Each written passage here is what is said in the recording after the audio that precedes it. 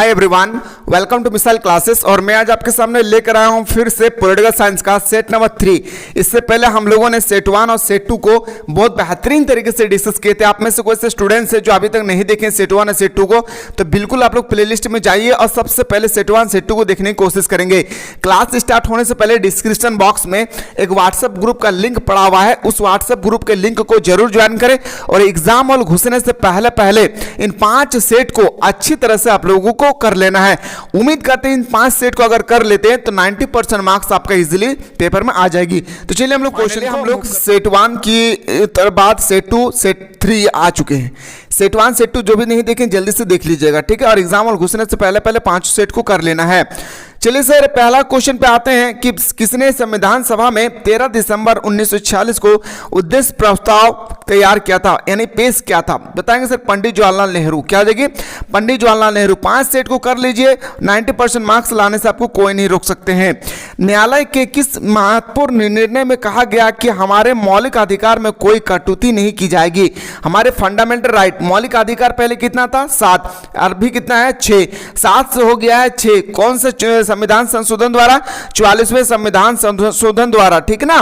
तो आपसे पूछा गया कौन से मौलिक अधिकार को हटा दिया गया है, तो बताएंगे सर वो मौलिक अधिकार का नाम था संपत्ति के अधिकार। तो याद रखिएगा जो क्वेश्चन नंबर 2 है इसका बिल्कुल सही उत्तर हो जाएगी केशवानंद भारती केस 1973। याद रखिएगा क्लास 12 की तैयारी के लिए बिल्कुल आप लोग 1 अप्रैल से ऑनलाइन क्लास के लिए तैयार रहेंगे। भारतीय संविधान में वर्णित हम इनमें नहीं है। याद रखिएगा जो क्वेश्चन नंबर 3 है इसको थोड़ा सा मैं ध्यान से पढ़ रहा हूं, सुनना है सिर्फ आपको।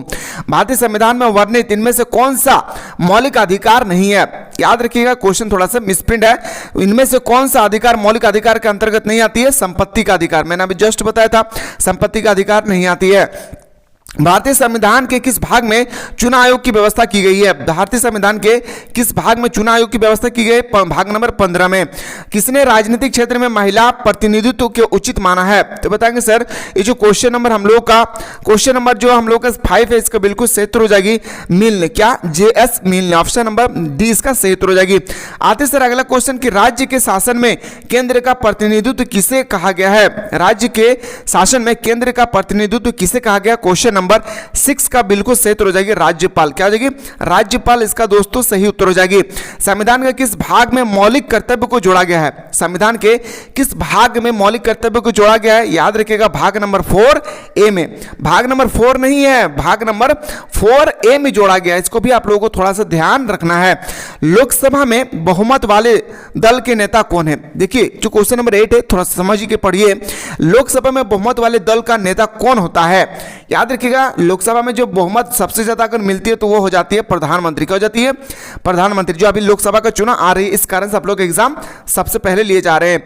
राज्यसभा को ना विधेयक पास करने के लिए किस दिया जाता है? देखिए क्वेश्चन नंबर जो 9 है, राज्यसभा को धन विधेयक पास करने के लिए कितने समय दिया जाता है?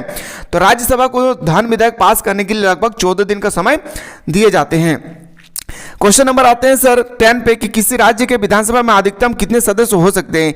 किसी राज्य में विधानसभा में अधिकतम कितने सदस्य हो सकते हैं? तो याद रखिएगा 500। क्या हो जाएगा मेरे दोस्त? 500 इज द राइट आंसर। इनमें से कौन भारतीय संसद का अंग नहीं होता है? आपको बताना है कि संसद में 3 अंग होती है, राष्ट्रपति, लोकसभा, राज्यसभा। लेकिन हम लोग कभी नहीं सुने कि राज्यपाल जो होती है वह संसद का अंग होती है। संसद के 3 अंग होता है, लोकसभा, राज्यसभा और राष्ट्रपति। ध्यान रखना ये सब क्वेश्चन को नॉर्मल क्वेश्चन नहीं है।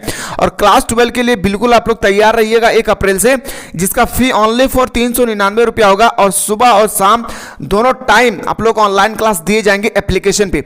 जो भी स्टूडेंट्स मिसाइल क्लासेस के आपको प्ले स्टोर से डाउनलोड नहीं किए जल्दी से जाएं और मिसाइल क्लासेस के आपको प्ले स्टोर से डाउनलोड करें। डाउनलोड कैसे करना है? डिस्क्रिप्शन बॉक्स में ऑलरेडी लिंक पड़ा हुआ है। क्वेश्चन नंबर आते हैं 13 उच्च न्यायालय के न्यायाधीशों की अवकाश लेने की आयु कितनी है? उच्च न्यायालय मतलब हाई कोर्ट। मेरे भाई याद रखिएगा क्वेश्चन में थोड़ा सा मिसप्रिंट है। हाई कोर्ट में आपसे पूछा गया यहाँ पे कि हाई कोर्ट के जो जज होती है ना उसके उम्र कितनी होती है जब वो रिटायर होती है? तो याद रखिए 62। याद रखिएगा, ठीक है। अगला क्वेश्चन पे आते हैं सर क्वेश्चन नंबर 14। भारत के याद रखिएगा भारत के सर्वोच्च न्यायालय में न्यायाधीश की नियुक्ति करता है कौन करता है? तो राष्ट्रपति। याद रखना है कौन करता है मेरे भाई? भारत के सर्वोच्च न्यायालय जो भारत है मेरे भाई, भारत के सर्वोच्च न्यायालय में न्यायाधीशों की नियुक्ति कौन करता है? तो राष्ट्रपति। क्वेश्चन को एक एक क्वेश्चन को एकदम निचोड़ करके देखना है, ठीक ना। क्वेश्चन नंबर आते हैं सर 15 में पूछा गया कि भारत, जो क्वेश्चन नंबर 15 मेरे भाई बहुत इंपॉर्टेंट है, थोड़ा ध्यान से सोचिएगा। ये जो क्वेश्चन नंबर फिर 15 है, फिर से यहाँ पे मिसप्रिंट है। क्वेश्चन नंबर 15 है कि भारत के चुनाव आयोग को किस सूची में रखा गया है। भारत के चुनाव आयोग को किस सूची में रखा गया है, याद रखना मेरे भाई, भारत के चुनाव आयोग को किस सूची में रखा गया है, तो बताएंगे सर संघ सूची में। किस सूची में? संघ सूची में सर। आते हैं सर अगला क्वेश्चन, क्वेश्चन नंबर 16, केंद्र और राज्य के बीच शक्ति के वितरण को किस अनुसूची में रखा गया है, तो बताएंगे 7वीं अनुसूची। कितना में मेरे भाई? 7वीं अनुसूची। भारत में कितना अनुसूची है? टोटल 12 अनुसूची है, 395 अनुच्छेद है और 22 भाग है। ठीक है, एक एक क्वेश्चन को निचोड़ करके देखना है। भारत के किस राज्य में सर्वप्रथम पंचायत राज व्यवस्था लागू किया गया था, याद रखिएगा मेरे भाई, राजस्थान में। कब लागू किया गया था? 1959 में। याद रखिएगा मेरे भाई, कौन से समिति के तहत? बलवंत राय मेहता समिति के तहत। राजस्थान के किस जिले में था? नागौर जिले में। यह क्लास 12 में आपको बेहतरीन तरीके से पॉलिटिकल साइंस में पढ़ना होगा। भारतीय संविधान का मूल दर्शन क्या है? भारतीय संविधान का जो क्वेश्चन नंबर 18 है, मूल्य दर्शन क्या है? लोकतांत्रिक समाजवाद। क्या हो जाएगी मेरे दोस्त? लोकतांत्रिक समाजवाद। क्या हो जाएगी? ऑप्शन नंबर डी इसका सही उत्तर हो जाएगी।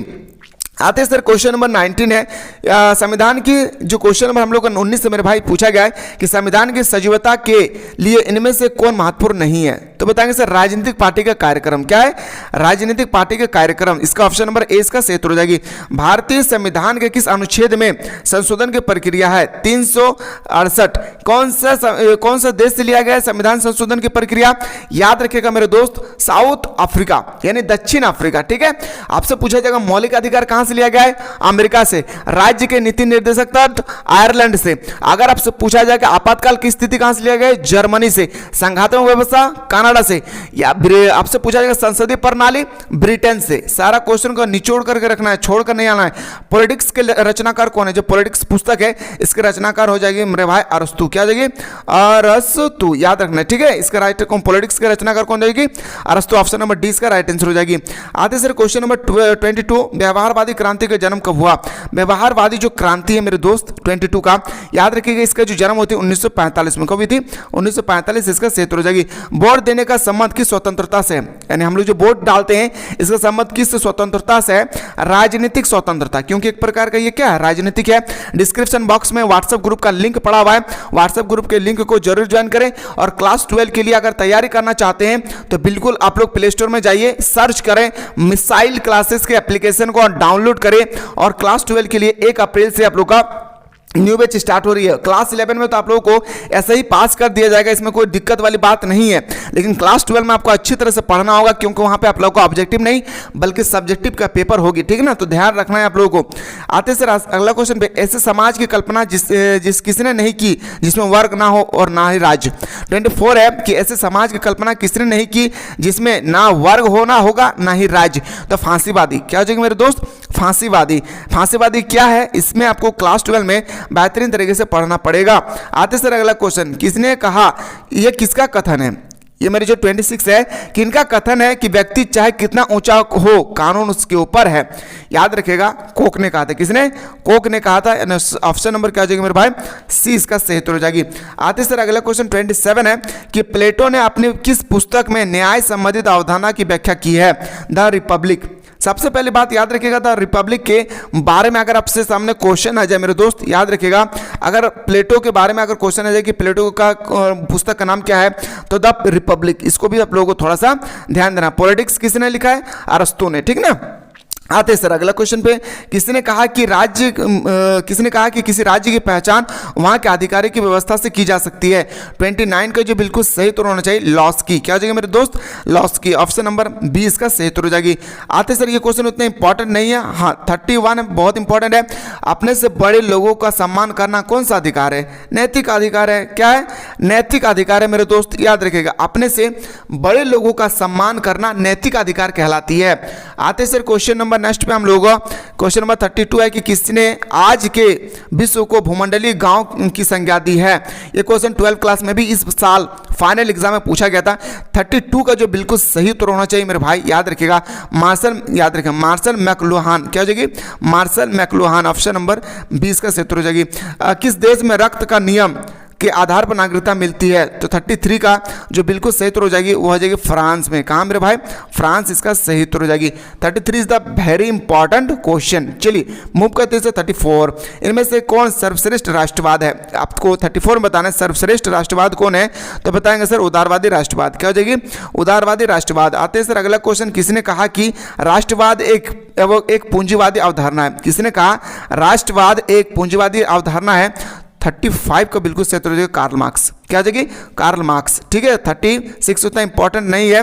37 is the very important question, किस आधार पर भारत एक धर्मनिरपेक्ष राज्य है? आप सभी को पता है कि भारत का कोई अपना धर्म नहीं है, जो चाहे वो सो धर्म को ग्रहण कर सकता है। आज मैं हिंदू हूँ तो मैं मुस्लिम बन सकता हूँ, मैं मुस्लिम हूँ तो हिंदू बन सकता हूँ।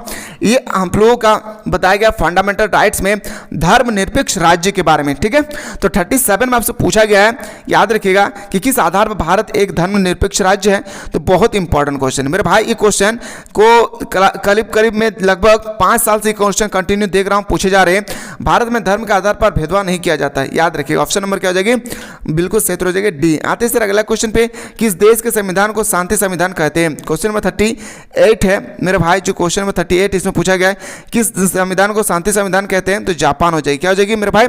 जापान इसका बिल्कुल सही उत्तर हो जाएगी। शायद मैं एक क्वेश्चन में गलत बताया था, भारत में बता दिया था, तो मैं सॉरी चाहता हूं।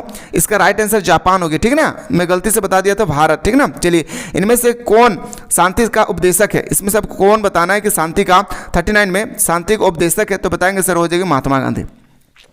जल्दी से जाएं प्ले स्टोर को ओपन करें, मिसाइल क्लासेस के आपको जल्दी से आप लोग डाउनलोड करके क्लास 12 की बेहतरीन तरीके से 1 अप्रैल से आप तैयारी कर सकते हैं। सबसे पहले किसने राजनीतिक महत्व महात्मा गांधी विकास के, जो क्वेश्चन में 40 है कि सबसे पहले किसने राजनीतिक विकास के सिद्धांत का प्रतिपादन किया?